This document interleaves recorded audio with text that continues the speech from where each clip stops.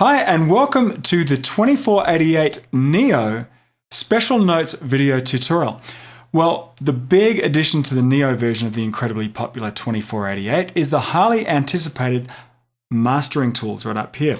We now have the ability to produce professionally polished master recordings without the outside help of expensive mastering software packages.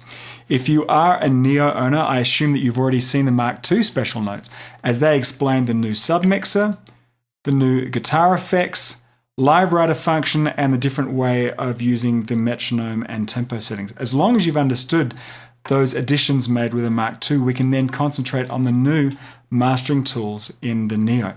So, the big change in terminology for Neo owners that we need to get used to is that pre-mastering, it used to be known as, now on the Neo is known just simply as Mixdown. You can see that we have a dedicated button that describes it. On the original footage, you'll see that we have to go into menu and then audio CD to get what used to be called pre-mastering. On the Neo, all you need to do when mixing your song down onto a stereo mix is just press Mixdown. Now, if your song is protected, you'll need to exit and exit one more time, get into menu, song, and down to protect, and just turn that to off and hit enter. Okay, I'll press Mixdown Mastering again. And just like the original footage with the grey 2488, you'll just zero return, hit record and play, and mix your song in any way you see fit.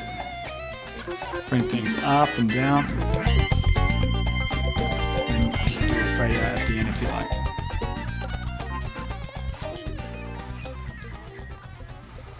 We could then stop that, zero return, and then press this again to be able to play back that Mixdown track. And you're going to hear all those faders going up and down just as we recorded that mix.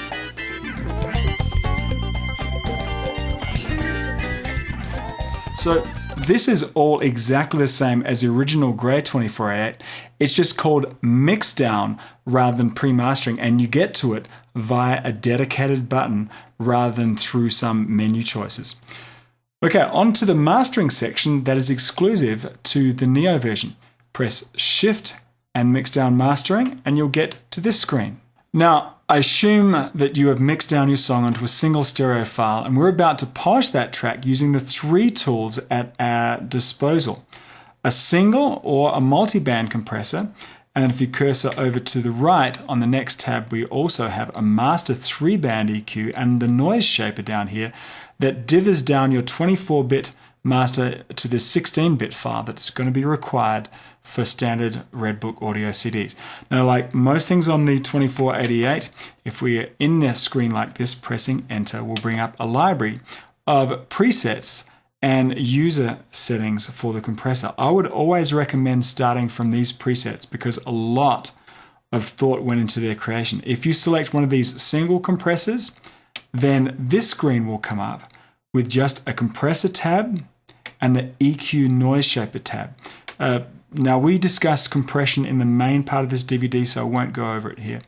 This compression is to add punch to the final mixdown, and it does it to the entire signal.